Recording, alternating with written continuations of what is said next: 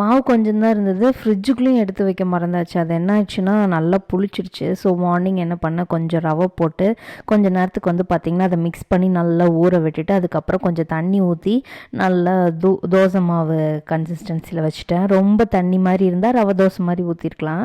But நான் கொஞ்சம் கெட்டிமமாகவே try பண்ணலாம் அப்படின்ட்டு பண்ணேன். ஏன்னா ரொம்ப தண்ணி ஊற்றி தோசை வரலன்னா என்ன பண்ணுறது அப்படின்னு சொல்லிட்டு கடுகு, உளுத்தம்பருப்பு, கடலைப்பருப்பு, இஞ்சி பொடி பொடியாக கட் பண்ணி போட்டு, வரமிளகா, நல்லா நிறைய பெரிய வெங்காயம்லாம் கட் பண்ணி போட்டு அதை நல்லா வதக்கி வெங்காயத்துக்கு தேவையான அளவு மட்டும் உப்பு சேர்க்கும் போது பார்த்திங்கன்னா சூப்பராக இருக்கும். ஃபைனலாக கொஞ்சம் தேங்காய் பூ, மல்லித்தலை இதெல்லாம் போட்டேன்.